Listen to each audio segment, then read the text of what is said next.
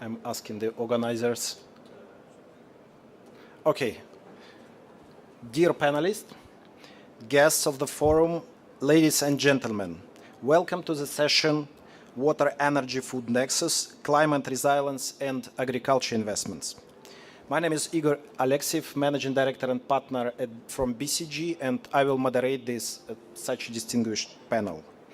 Today we will explore water and food challenges, how Uzbekistan can preserve its most precious and scarce resource while mobilizing capital, attracting technologies, policy solutions for sustainable economic growth.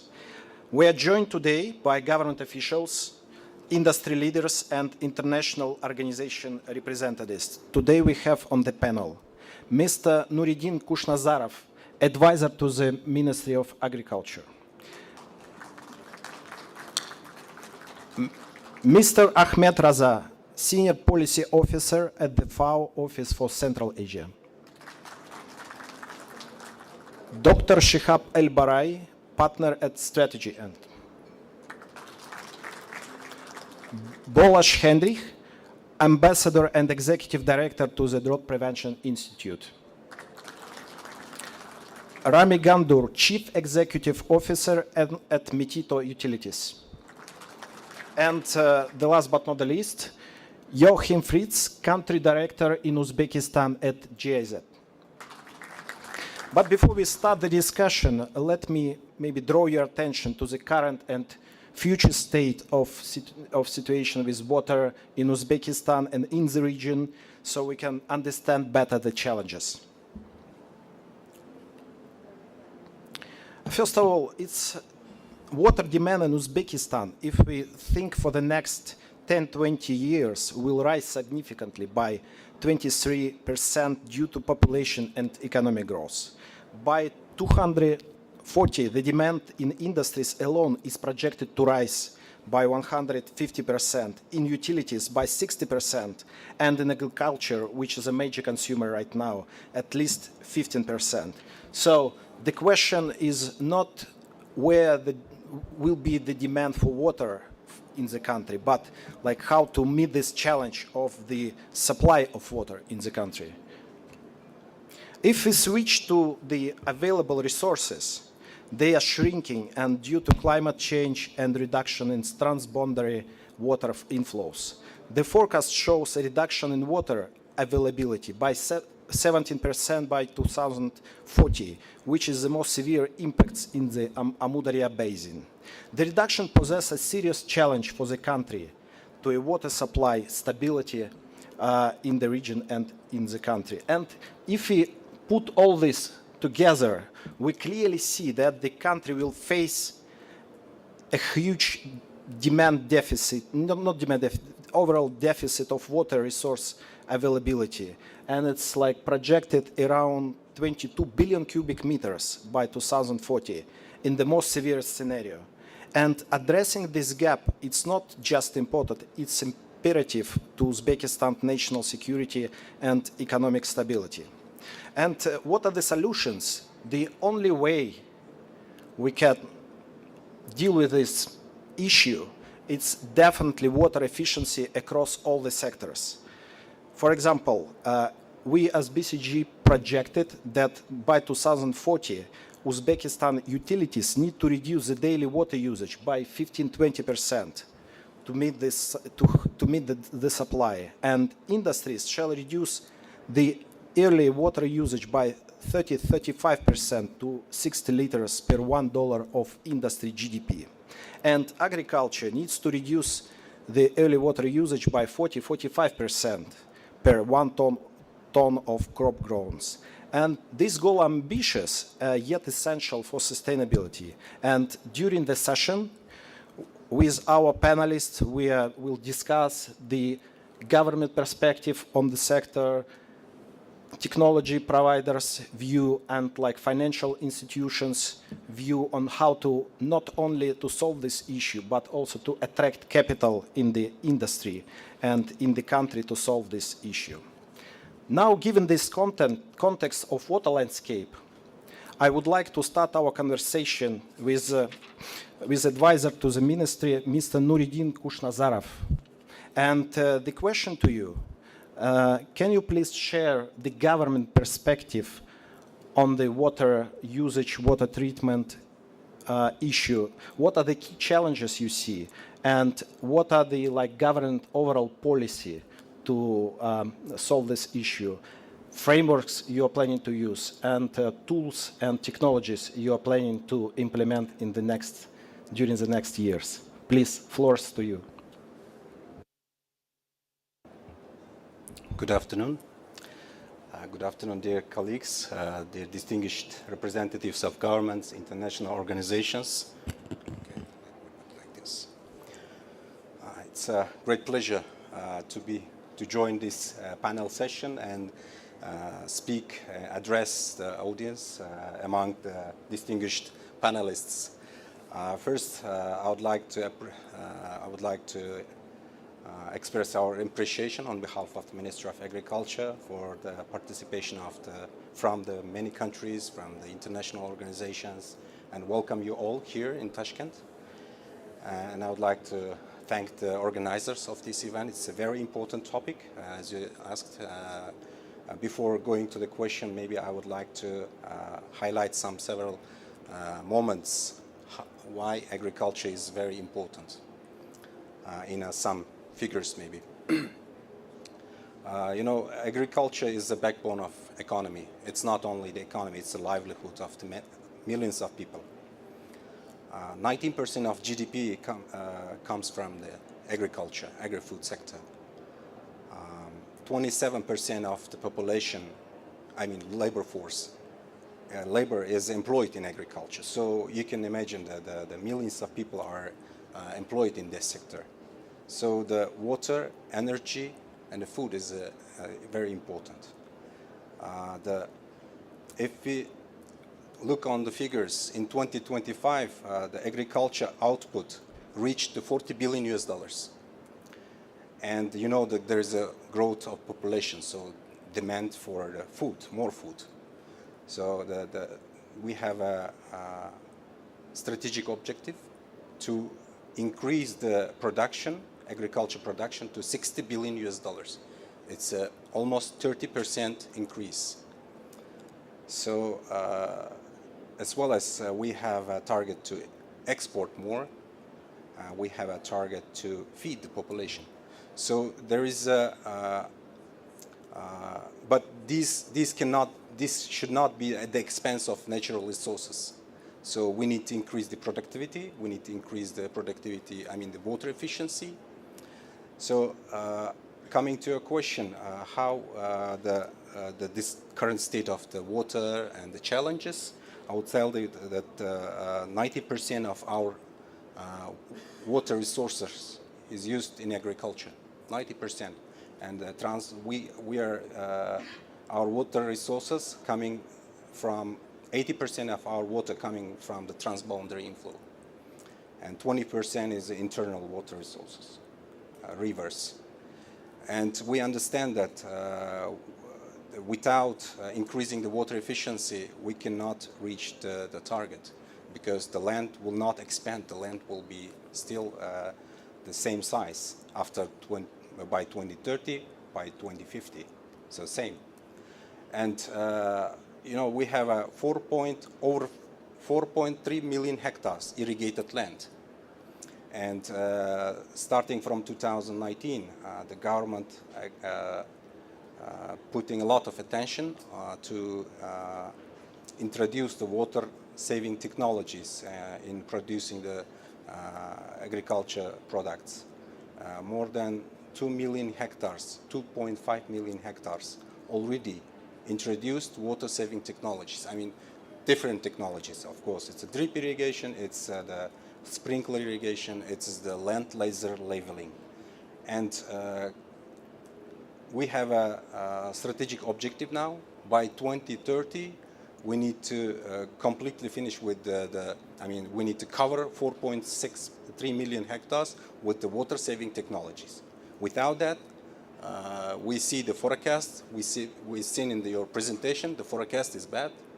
There's a scary forecast, the minus 30% decline in the water inflow in Amu Darya River.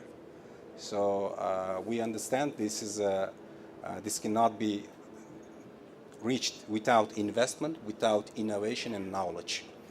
And of course, where the government is subsidizing the sector in order to introduce water-saving technologies. It's not easy for the farmers to change because the water, there is now the available water on farms, so it's very difficult to change the mind of the farmer. In order to, we need to only subsidize. With the subsidies, we push the farmers to introduce water-saving technologies. Starting from 2018, I suppose, the government introduced subsidy mechanisms with the several ministries. Even last year, it was 10 ministries were involved in providing the subsidies in water-saving technologies. You can imagine that how fragmented was that. Now the government united all those fragmented mechanisms into one single entity, which is called Agriculture Paying Agency, now providing all the subsidies in agriculture through this single paying agency. So maybe I will stop here about key challenges. Maybe I would mention some key challenges. Of course, this is I already mentioned the growth of population. It's not a challenge, but it's pressing the natural resources. It's pressing the agriculture production. Of course, there is a challenge on climate change. Since there is a decline of water resources, we'll see that there is we see there is a decline of natural resources in terms of the water. I mean, the glaciers are melting.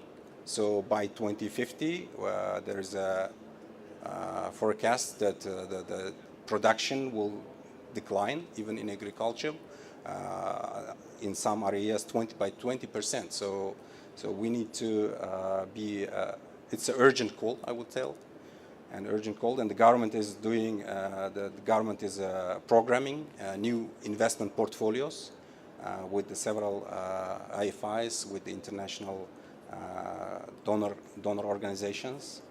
So I would maybe mention some of them. The one is with the FAO, for example, we are introducing new water-saving technologies, new conservation agriculture, regenerative agriculture practices in the fields, and we now scaling up those practices with our IFIs, World Bank, ADB, ISDB. I would mention all of them. Actually, there are a lot. Nowadays, I would maybe invite you in the next session. We will have the announcement of the new initiative, so with the EBRD. So I would welcome you all there. Maybe I will stop here, and maybe if there will be another questions, I will be happy to join. Maybe quick one. So you mentioned that the government is providing subsidies for farmers to implement the technologies, but it's always useful not only to provide subsidies, but also increasing tariff for water to at least incentivize water saving. We saw it in many countries, like as soon as you introduce tariffs higher, and to make water a real economic resource, not just for free resource, it always works better with like subsidies. Like, are there any plans or at least discussions? Well, this is arguable that now the production in the production cost, the energy cost is high. If we put more tariffs in water, how the farmers will survive? We need to think about this.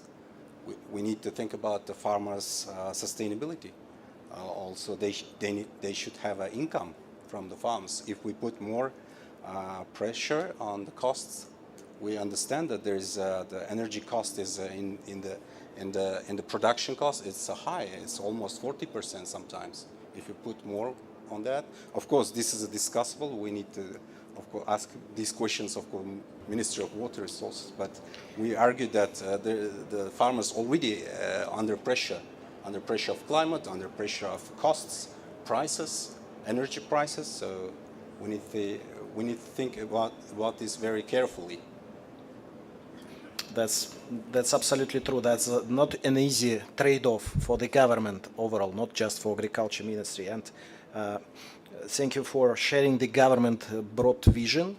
And now we exactly switch to international organizations to actually ask about the challenges, maybe to share best practices. My next question go to the representative of FAO, Mr. Raza, an organization that has deep expertise in food security and smart use of natural resources. The question to you, could you please share what lessons could Uzbekistan draw from experience from other countries, and what technologies could help to implement this and answer the challenges we just described with the advisor to the ministry? Yeah, no, thank you so much, and thank you for being here at this panel. I'm really excited to share some of our thoughts and also to follow on from Mr. Khush Nazarov, because I think he mentioned a lot of things which I'm also going to talk about, so hopefully this will be a continuation of what he said. I have put together a few slides which I will go through very quickly. So next slide, if somebody is monitoring the PowerPoint. Okay. Okay, so let me start first with the Central Asian view. So I basically sit in an office where we cover Central Asia, which includes Uzbekistan, Kyrgyzstan, Tajikistan, Turkmenistan, Kazakhstan, Azerbaijan, and Turkey. And we see some alarming trends which have already been talked about. So we see basically a glacial retreat, which is happening in countries like Tajikistan and Kyrgyzstan. What we have seen is that in the last 50 years, we have seen 30% of the glacier areas declining, and that of course has implications for transboundary water, but also for people who rely on waters downstream for agriculture, but also for other uses. We've also seen rising temperatures in this sub-region, and that is basically causing a lot of extreme weather events. We also see connected to it a lot of poor irrigation methods, waterlogging, and salinization, which is causing a lot of losses to the agriculture production, but also to the economy overall. If you can click again. Next. Okay.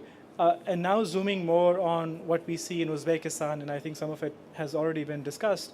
I think what we see in Uzbekistan is that over decades, over years, we have seen intensive agriculture being practiced, which is not only typical of Uzbekistan, but we also see that in other countries around the world.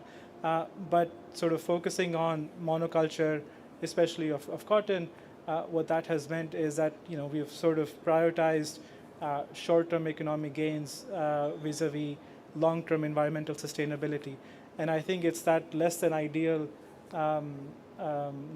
focus on the interconnections between ecosystems and sustainable development, which has caused a lot of the problems which we are going to be discussing today, linked to water stress and the quality and quantity of food, which we're interested in. Also, what we have seen in Uzbekistan is that, again, over decades, because of the irrigation practices from the Soviet era period, we have seen the depletion of natural resources from land. So there's been land degradation, which has happened at a massive rate, and that has now affected almost 80% of the territory and 5% of the economic loss in GDP. Next slide, please. Okay. I think the point which I want to make with this slide is that I've spoken about sort of rising temperatures, glacial retreat, which was also talked about earlier. We have talked about the demands of water, both the supply and its sort of demand. But I think it's important to think about all of these issues in some sort of framework. And this is one framework which I propose, which we have been using at FAO, which essentially talks about this nexus between climate change, biodiversity, and land degradation. It's important to realize that if we focus on, let's say, water stress within the climate change bubble here, we cannot dissociate it from the biodiversity work which we need to accomplish. So I think one message which I sort of want to promote through this slide is for us to think about these interconnections very, very carefully. Another message which hopefully should be clear from the slide itself is that agriculture and food systems sit in the middle of this framework. So we have, the way we produce food, consume food, it has implications for how climate change is unrolling, but also how climate change has an impact on our food production. So agri-food systems essentially sit at the heart of this framework, and any intervention that we need to think about from a sub-regional perspective or from a country perspective like Uzbekistan, it's important to think of this in this framework. One thing which I will also mention, and in our region we also cover the European region, and there as well what we are seeing is that we're seeing multiple crises happening at the same time. So it's not just a water scarcity problem which we're facing, but it's coupled with floods, wildfires, and they're all happening at the same time with sort of extra velocity, which means that we need to think from a comprehensive and integrated approach. Next slide.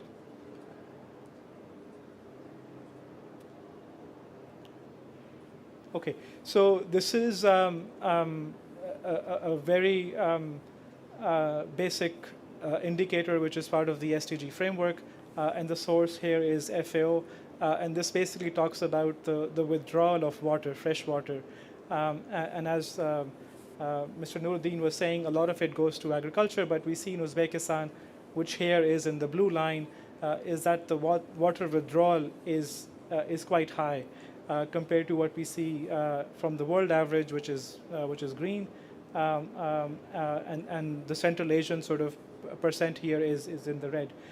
So as you can see, some progress has been made since, let's say, 2016-17, because there have been some reforms and work ongoing in terms of diversification of crop production, which has, of course, yielded results. So there's less extraction of water, but I think more can be done to sort of address this gap or trade-off which we were talking about in terms of meeting the demand for food, but also making sure that we are protecting our environment.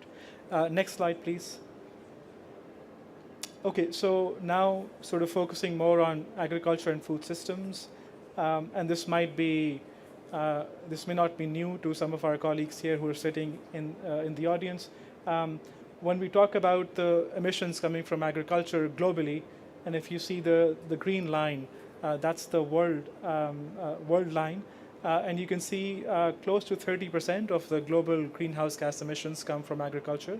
Uzbekistan is slightly above that. I think it's close to 35%. So the progress is slightly on the sort of flip side compared to the sub-region, but a lot of the emissions come from agriculture. And again, this is not specific to Uzbekistan alone. It's a trend we see around the world. And if we need to sort of address our environmental goals and targets, we need to see how we produce agriculture, how we use resources. So the discussion here today is quite topical. Next slide. Okay, so this is a very quick snapshot on now looking at agriculture itself. So within the agriculture sector, within the agri-food systems, from production to consumption, where are most of the greenhouse gas emissions coming from? And as you can see, the farm gate, which is the blue bar here, is where a lot of the greenhouse gas emissions are. So, which points to the fact that we need to think about how we're using our pesticides, fertilizers, and how we're sort of managing our resources in general at the farm gate level. Next slide.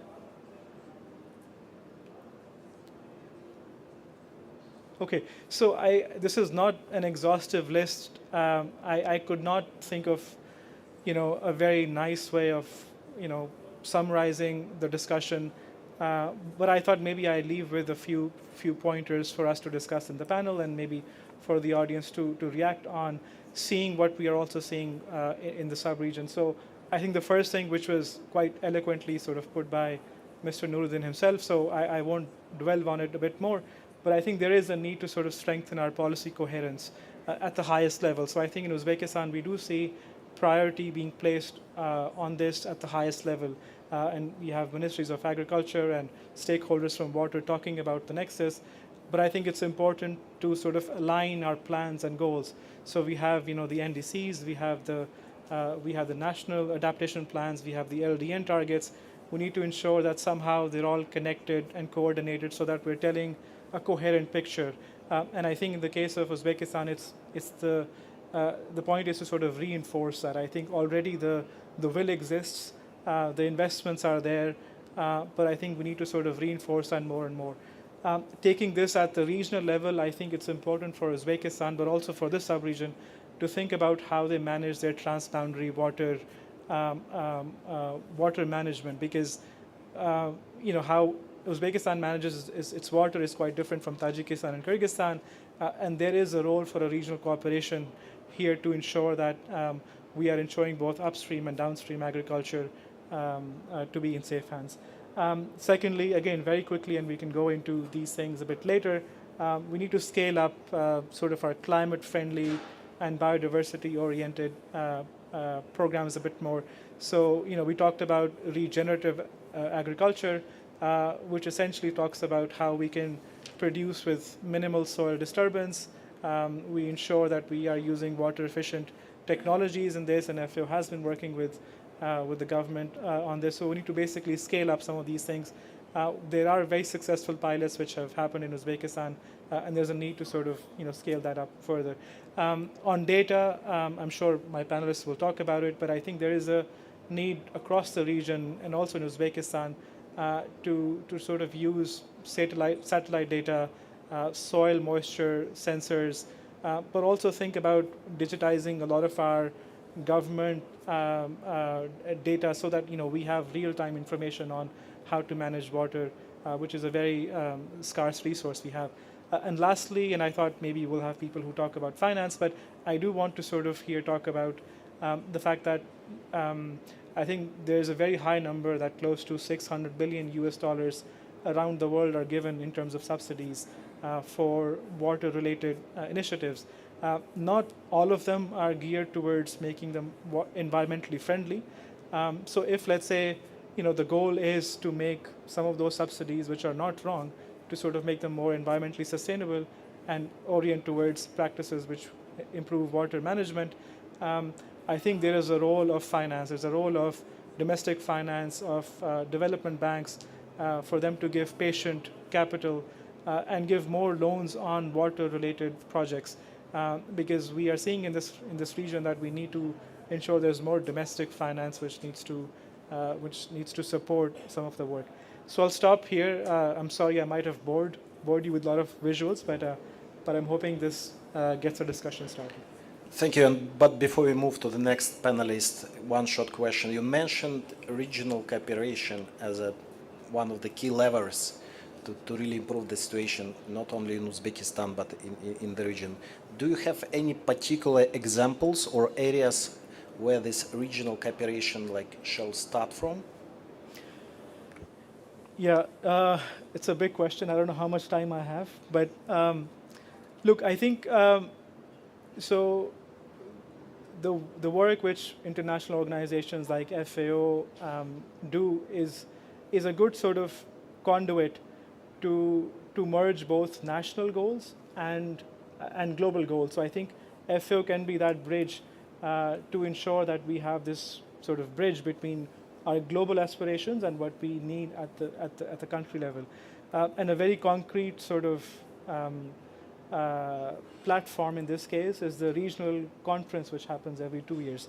So the recent one happened in Dushanbe last month, where Uzbekistan was represented by the Minister of Agriculture, and we spoke a lot about how we can have more regional partnerships and cooperation on sharing data, for example, also sharing information about successful pilots, which I talked about, because as I was mentioning earlier, there's a project which I also went to see last year when I was here in the Kitab district, which was about greenhouses for smallholder farmers, but also to have looking at no-till farming in the Kitab district. So there are good examples which we can sort of share through this regional conference mechanism. So yes, so that's one sort of something which comes to my mind right away. Thank you for such a concrete examples and like overall very good examples of the policy that is required to be implemented in Uzbekistan. And now maybe shifting our gears, move to Ms. Dr. El Borai, who is an expert in the global shift towards sustainable energy and with over 20 years of experience in the energy and utility sector. You are about to share maybe a bit different perspective on the questions we are discussing, and what solutions are emerging maybe in the sector in water management particularly today, and what policies could Uzbekistan like implement and bring? Thank you. No, thank you very much, and I think a lot of the themes that we've discussed are, I think, resonating, and sort of you'll find, I think, in my presentation many of the themes that have already been discussed. So I think in many places in the world, generally, growth and consumption of resources have been linked. So more economic growth means more consumption of energy, more consumption of land, water resources. I think in order to be successful in the future, you have to break that link. So it cannot continue the same way. We need to find a way of creating more prosperity while consuming fewer resources. So when putting together the title of this presentation, I think it's about more value and less water. And how can we pivot the discussion from sort of, a discussion of the scarcity of water to a discussion around how to improve the productivity of water going forward. I guess one thing that about this region is, from all of the history book, is that the two rivers, the Amu Darya and the Sir Darya, have built an amazing civilization in the desert, more than the kings and the armies that have been through this region. It's really these water resources, and the civilizations that thrived here thrived on an irrigation sort of infrastructure that is more than 2,000 years old, and that's what really enabled the Silk Road and the bridging of the east to west, and really sort of a core to the importance of this region historically. But Central Asia today is really already in a water crisis that is going to get worse with time, but I think it's already started. So, water withdrawal versus renewable in the region, I think we saw is relatively high compared to the global average. The renewable water resources per capita since 2015 are also relatively, bad compared to the international average. And there are 10 million people right now, sort of around 14% of the population of Central Asia, that lack access to safe drinking water. So, and I think we've discussed this already, but part of the issue is that where water is produced or originates and where water is consumed are geographically separated in this region.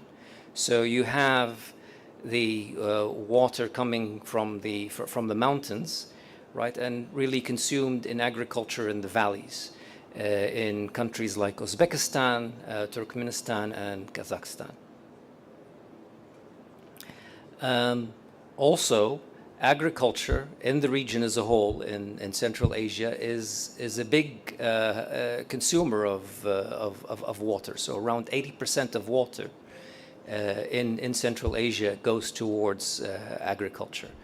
And if we look at the economic productivity per drop, right, even compared to the world average, all of the countries in the region tend to be quite low in terms of water productivity.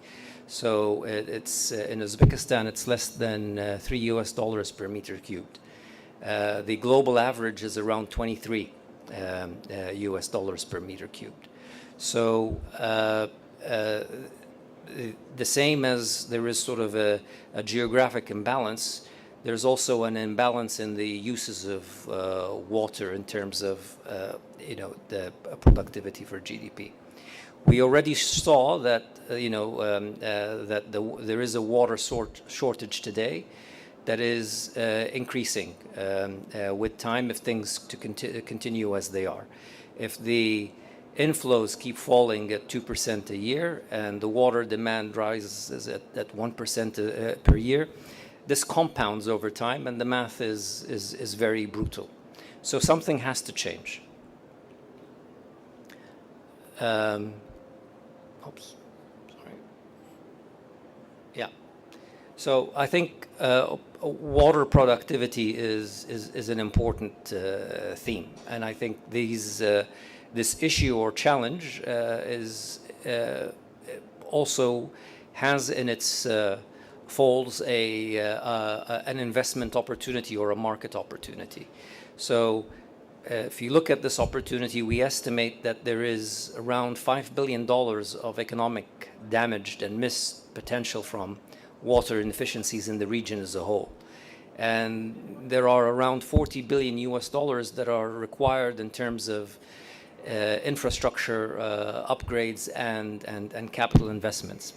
This can be really in enhancing water productivity through smart water management or next generation food systems. So shifting food production from resource-intensive agriculture to highly efficient ways of manufacturing food. So technology really has a role to play here, whether it is in smart farming, so getting more crop for every drop of water used, through telemetry. So if you can see where the water flows, if you measure, you can manage. Aquifer recharge, so storing water and managing water over time, sort of from year to year.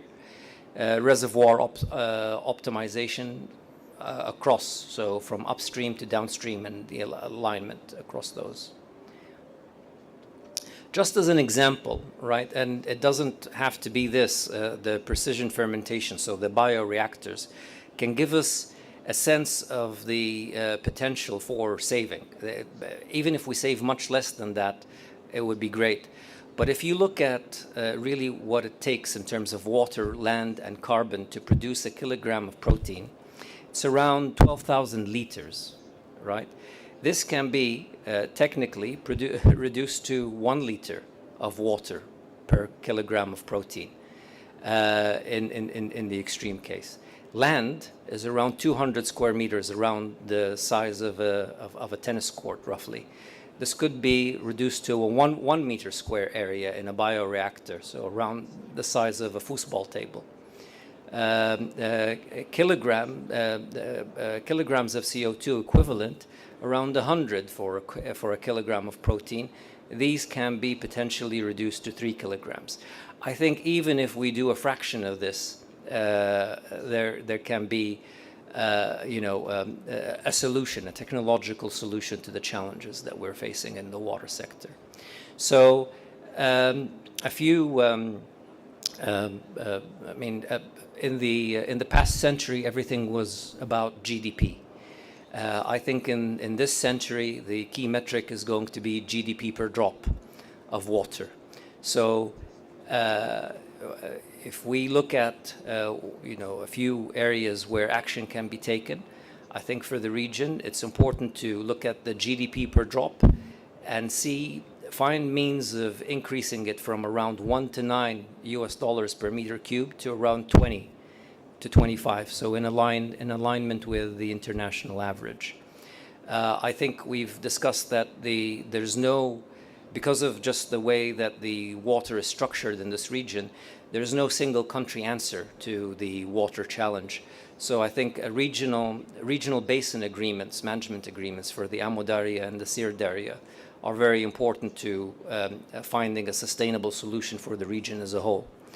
And I think measurement is very important. So real-time monitoring of all of the water flows and withdrawals is essential to help meet this challenge. And I think with that, I conclude my presentation. Thank you. Thank you. And for such a, I would say, economic balanced approach and view on the water as a resource, it's definitely worth mentioning in such regions water is scarce resource, and you definitely need to clearly realize the value you create from consumer water. Yeah. Maybe do you have any good examples of other countries around the world, how they treat this water as economic asset, not like... Sure.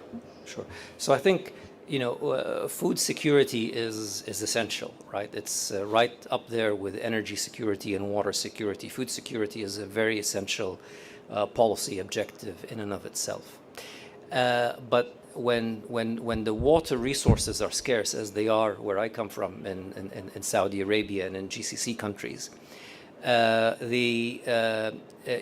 it's essential to have a look at what you're using the water for in agriculture and optimize the selection of the crops that you are farming so that you do two things. You reduce the amount of water needed to produce 1 unit of GDP, and you maximize the amount of GDP that you create from 1 unit of water.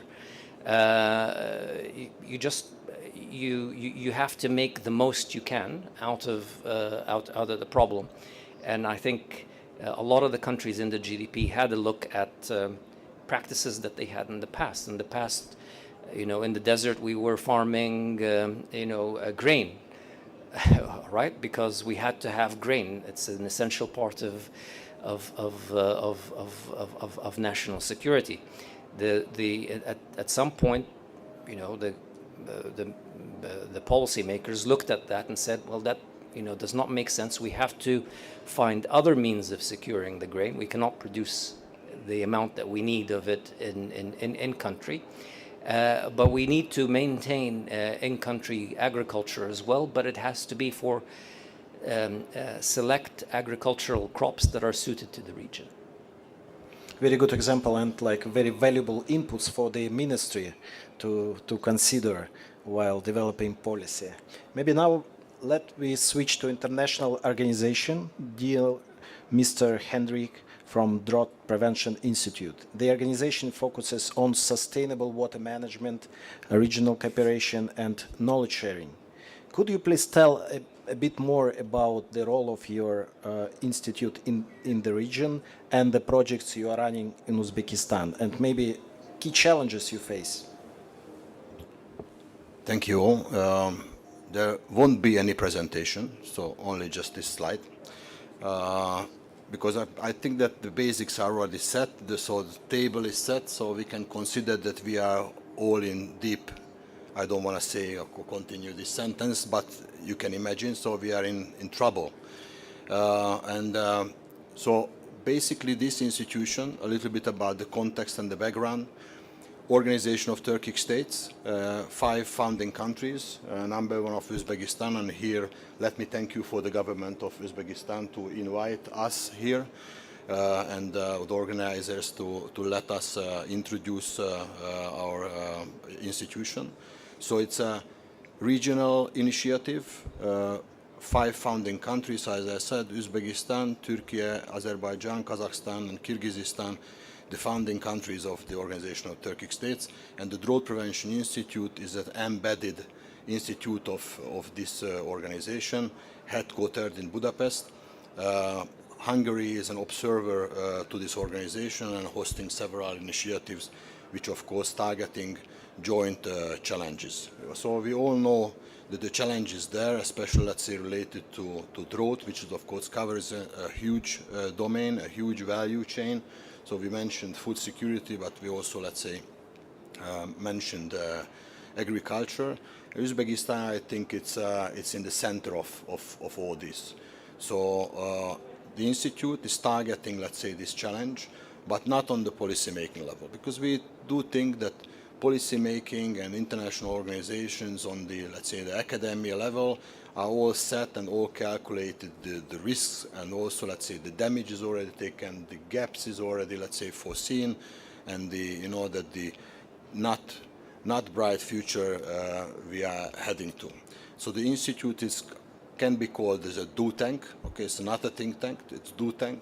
So basically what we are doing, we heard a couple of, let's say, buzzwords, which I sometimes use, sometimes I try to avoid, like bridging, because I think that this is basically a key word here, how to really, let's say, connect the dots. Because, I mean, everybody is, let's say, aware of the problem, everybody, of course, let's say, taking care about certain areas of expertise, governments are setting up policies, some of them, and of course Uzbekistan is definitely, let's say, a high flyer on that, setting this as a top priority to tackle, to really harmonize on the legislation level, but it's definitely not enough. Governments cannot solve this problem by themselves.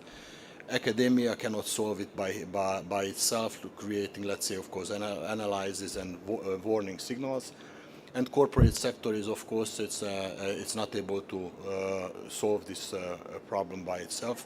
So basically, as this organization is, of course, coming, let's say, from a multilateral organizational birthbed, we are definitely believe that the regional cooperation and global cooperation and connecting, let's say, academia, private sector, public sector, plus the financial sector together can create, let's say, a solution.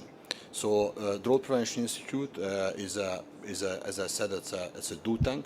So what we do is that we are trying to go after, let's say, the very tangible demand signals from the member states, including Uzbekistan. We are picking them up. We are also chipping some money into these projects to be able to create the feasibility studies around, create the project planning around, the project management landscape, framework around, to make it bankable. Because what we do see is that there are plenty of technology available, plenty of, let's say, demand can be identified. Funds are also, let's say, around in many different forms, but how to make it really as an efficient implementation, implementable project, that's a big challenge. And I think that we are talking about Uzbekistan, of course, the technology there, the legislation is there, funding solutions are potentially there, but bankable projects, I think that's the key challenge. And of course, doing bankable projects, it needs a lot of things. It's not a lot of education back and forth. So banks and financial institutions think differently. Of course, risk management is, of course, is one of, let's say, the key concern. There's, of course, sustainability from the governments. Of course, it's a key issue. Corporate sectors, of course, want to make profit by the end of the day. So it's somehow, let's say, these interests should be harmonized. And this Turkic States initiative is really targeting it. Why it is based in Budapest? I can recall, of course, very nice slides from our friends from FAO. FAO, of course, it's a natural partner and a structured partner for the organization of Turkic States. So I was hoping when you were asked about, let's say, a good example of regional cooperation, you will mention us. But so it's FAO and OTS is, of course, cooperating, and there are really, detailed action plan between the two organizations. But I can also, let's say, recall the other presenters about the figures and numbers, and I really like that when you mentioned that one drop can create, let's say, what an economical impact from European Union is basically double the North American, of course, 100 times or 50 times more than of course, the region. So in the European Union, Hungary is, of course, the European Union member states. We are, of course, teaming up with, let's say, German partners, teaming up with the partners from the Netherlands. So we do know a lot of things, how to help and how to make it happen. So when I said bridging, is we also consider that the Budapest-based, Hungary-based Drought Prevention Institute is also a bridge. Through the Turkic States, we are able to reach out deep down into the demand in the countries. We can form them in accordance to the need of European partners, European institutions, European funding bodies, EBRD, you mentioned it, EIF, EIB, also some EU initiatives like Global Gateway. So these are, let's say, the buzzwords we are working with. And I mean, we can also all frame it into a kind of a green finance concept, because this could be also some calling words to the stakeholders around this topic, that it needs to be sustainable, it needs to be profitable, and of course it needs to serve to solve somehow, let's say, the problems created by climate change. So maybe I stop here and let some room for the fellow presenters as well. So that's a very good news, great news for Uzbekistan when we talk about how to attract money, and you already here.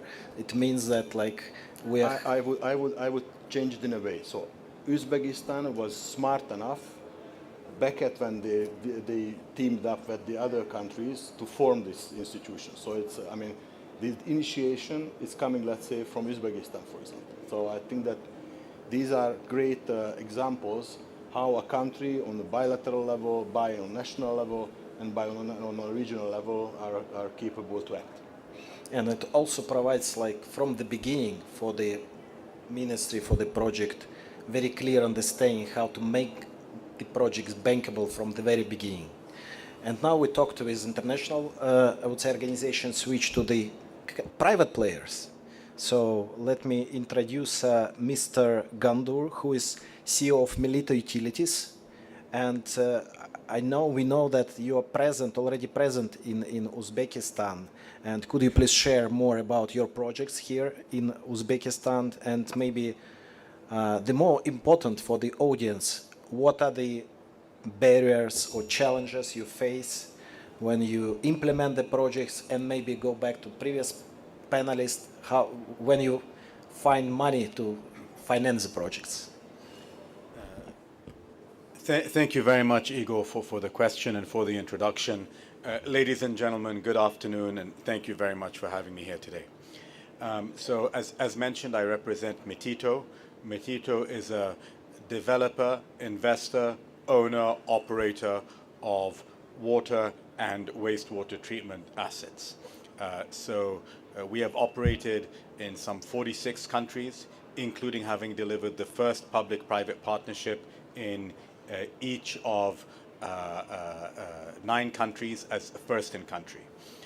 So we are, and as you mentioned, even here in Uzbekistan, the first PPP wastewater that has been signed in the whole of CIS in the city of Namanga. You set the scene with some very sobering thoughts and some very striking statistics in terms of the impending water shortages, the reduction in available water that is expected to take place here in Uzbekistan and neighboring countries. And I would argue this is not an issue that is solely here. This is a worldwide phenomenon. As population goes up, as standards of living go up, consumption is going up significantly. I think it's important to consider the good news as well, which is there are solutions in place. And I'd like to discuss a little bit of the solutions and what can be done and what we can all be doing in terms of improving the overall water situation. Firstly, we can look at consumption. And on that note, with all respect, I would like to challenge His Excellency Advisor Nuruddin when you mentioned about tariffs. I would strongly argue that it is imperative to charge the consumer a full cost recovery tariff. I'm not wanting to get involved in whether any particular government wishes to subsidize a particular segment of the population, such as farmers. That's not my business. I'm not a politician. But all I would implore the politician is do not use water as a tool to pass on a subsidy. If you want to pass on a subsidy, pass on a fixed subsidy as you wish. But if you pass that subsidy by giving somebody a fake price for water, that encourages an unrealistic consumption pattern. And so we see that time and time again, that if people are not paying for water, then they are not consuming it in the most economically logical manner. As a starting point, I would always recommend that despite the perception challenges and despite the political challenges, please use other economic tools for subsidy, not water. The next point is what do you do with the existing water resources? One major underutilized opportunity is wastewater reuse. There are now certain parts of the world where there's a significant portion of the water is reused. In Singapore, for example, it's bottled and it's positioned and marketed as new water. I live in Dubai, and in the UAE, a significant amount of non-potable water is reused. The good news is you don't have to drink it. As we heard, 90% of water consumption in the country is for irrigation. What we actually consume for drinking is very small. So by reusing water, we are able to significantly reduce our footprint.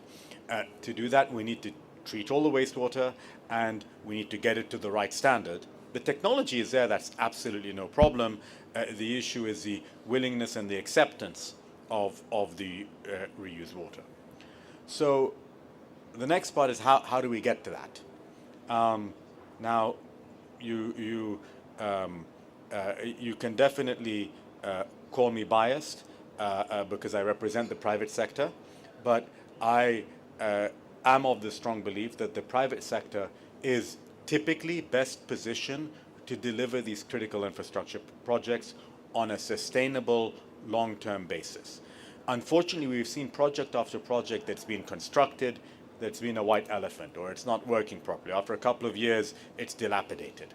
So passing on that responsibility to be, rather than a piece of capital delivery, but to be an ongoing obligation where the private sector is only paid when that delivery of a cubic meter of water or a cubic meter of wastewater treated is done, to me is the best way to ensure a long-term sustainable solution. These projects need to be bankable. They can be very well structured. I, again, commend the government of Uzbekistan for having taken the first initial steps in bringing public-private partnerships in the sector to market.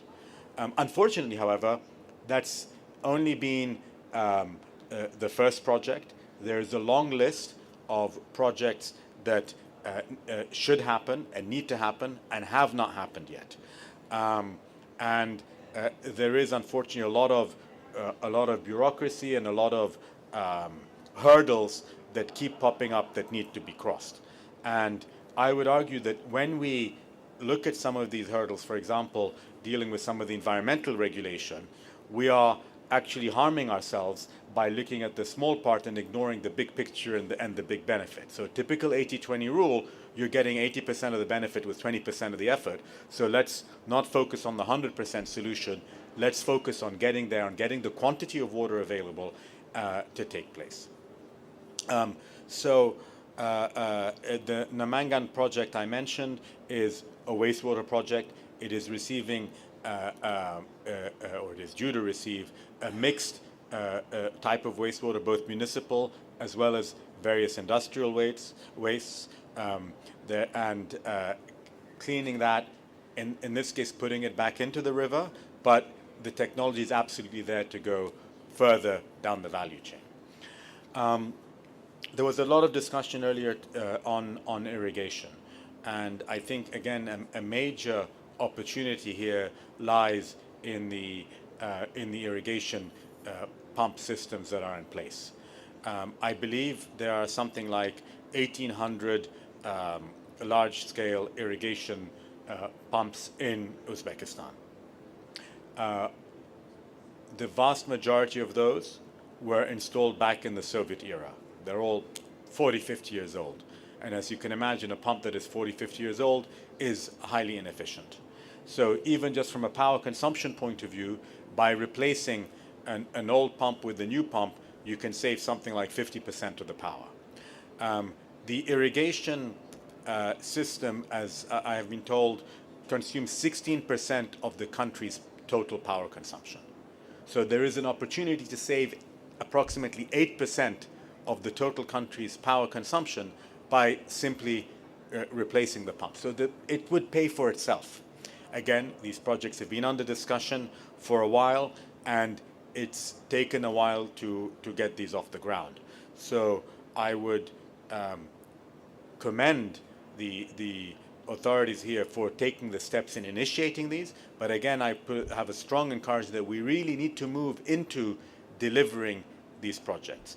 And the good news is the private sector is there. There's a lot of investment appetite ready to come in. There's no shortage of that. There's a lot of lender support that's battling over these projects. On our Namangan projects, we have 4 lenders of record, with others that would have wanted to come in, and really it can be picked up by one lender. It's not the size that requires so many. So there's a lot of appetite, a lot of willingness to support, and my encouragement is, let's please move forward and get it done. Thank you. Thank you, Mr. Gandour. Such a practical examples already implemented in the country, and looks like a huge pipeline of potential new projects are coming. Another great news for the country, at least. And let me bring me in one more voice that connects everything we discussed today to Mr. Fritz, who is leading GIZ, all the GIZ initiatives in Uzbekistan and in the region. And the question to you, could you please share your overarching view of the context of question of the challenges of the water management in Uzbekistan particularly and in the region, please? Thank you so much. Good afternoon, everybody. Assalamu alaikum. And a challenge to be the last in the panel. And now you think, what can he still contribute to what has been said? And so we agree with Igor that I make his task easier and try to summarize and maybe build a little bit more detail on some of the aspects that have been mentioned. GIZ is indeed since many years partner in Central Asia for the green transformation. And that is, I think, makes this region, for those of you who are here the first time, really special, because what we see here is really a dynamism and economic growth that is built on a green footprint, on a green transformation. And this is basically across the region. Why is it? Is evident as well. We have heard the water projections that make this necessary to look into a green water resource efficient transformation, but as well the energy sector, which as well comes to an end, and to make this region more energy independent, they have to as well develop this renewable energies approach very much, and all this connected to climate and food security makes the whole region interdependent, and the whole Nexus approach very vivid and valid here. And there's good news to tell that this is nothing on the paper, or it's nothing that is really on the lip service, because regionalization is indeed happening. We are, as Germany, proud that in 2010, our then former minister, Mr. Steinmeier, now president and visiting the country as from tomorrow, has initiated a Berlin water process with Central Asia, trying to set exactly this scene for more interaction, more cooperation around the water topic. And we have, since 2 years, adapted a regional climate adaptation strategy, Central Asia. And this, what seems to be another document, has been really a long work of harmonizing that all 5 countries speak the same language, look into the same challenges, and monitor as well the same kind of indicators with regard to water resource management, amongst others. And in this adaptation strategy, we learned a lot that now the time has come for really more effective water governance and institutional coordination. And it was mentioned here that really this institutional coordination is now the name of the game. Water is the connector, but water is in the responsibility of various ministries and institutions. And this is exactly the challenge. So we need a clear framework, a governance framework, where all these ministries of environment, energy, agriculture, and as well, I come to this point, hydrology, geology is talking to each other and making this policy coherence, bring it on the ground. And here is one of the new aspects that maybe I can bring to the table. One of the new aspects of looking into water is the groundwater management. That has not been mentioned so much like up to now, but groundwater is a major resource here in the region as well, and it has been scarcely analyzed because as well it is part of another ministry. Here in Uzbekistan at least, the groundwater is everything that is underground, is Ministry of Geology and Mining, and therefore we have here this policy coordination issue, but as well the potential to look into another source which needs to be carefully monitored and carefully managed from the beginning. We are very happy that we have here in Tashkent a very interesting digitalized groundwater monitoring system which uses an important technology to manage in I think 3,000 groundwater dwells exactly what quality and how much groundwater is being taken and being used for what kind of purposes. So this is, I think, something where probably my colleague from the private sector would agree as well, a big investment opportunity. Apart from that, it is obvious that a lot has to be done in the water use rights. We have learned that one of the major issues is from the upstream to the downstream, the water quality, and that's why we are helping to install all over the region water monitoring systems to measure the water quality, because one of the policy issues is as well, we have delivered you clean water now, but we have received dirty water. So what happened around this chain and how can that be monitored and made then evidence-based policy making? And that's as well where digital solutions can come in and help a lot to make policy making much more transparent and effective. It has been said as well that we need to look carefully in who takes how much water for what kind of purposes. The farmers, the cities, we had here in this panel, that's why we are late, a cities exchange, and cities are becoming big consumer of water. All this city growing here, left and right, they will all need water, and it must come somewhere, either by pipelines or by rivers or from the groundwater. But how much water can be taken from these sources and who's responsible for this? So all these questions on water governance are still relevant. The other aspects are that we have already mentioned. Yeah, then there is the work on the interactive platform of climate change impacts in Central Asia. And I would like to invite you to look into the climateimpactsonline.com website, where you see as well tools and practical data running through this platform, which can be used for you as investment-oriented community very much as well. I would conclude by reinforcing that in this Nexus it's very important to see as well that we look into water, hydro, the use for hydro energy, and as well the connection between water, these pumps you mentioned, and renewable energies. Most important is that all these new heat pumps, all these new technologies is being run by renewable energies, and that's why this water energy, renewable energy nexus is of highly and utmost importance. We as GIZ support all this in Uzbekistan and in the region, and we're happy to further exchange with you on more details. Thank you very much. Thank you, Mr. Fritz, for bringing all these perspectives together. For the sake of time, so I would skip all the Q&A session. And my sincere thanks to all the participants from the government, from the expert community, from the private sector, financial sector, or all international organization. So that's definitely the most, maybe I believe, the most important topic for long-term development of the country, national water security. That's why, so thank you again for sharing very practical insights and a lot of inputs for policymakers, I believe, for the Ministry of Agriculture and maybe water treatment. Please, like a final word to the advisor of the ministry. Far from concluding for everyone. Well, thank you very much. I would like to just recognize my peer speakers here. Actually, they're very important and messages coming from different angles.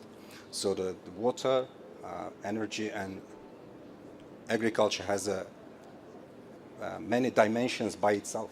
So we just talked about from the different perspectives. So I would like to just thank all the speakers here for their time, for the sharing the knowledge, and I would like to just recognize the participation here that many our top researchers are here. I just recognize from the audience that I thank them for their interest. I see that many partners, development partners, are participating here. I would like to just thank for their. I see that some top officials, former top officials here with us. And it shows that it demonstrates that it's a very interesting topic first, and it's very important and relevant to solve. So thank you for you all. Yeah. Thank you very much. Thank you. And maybe let's take a photo of panelists as a final step. Thank you all the audience. Thank you for participation.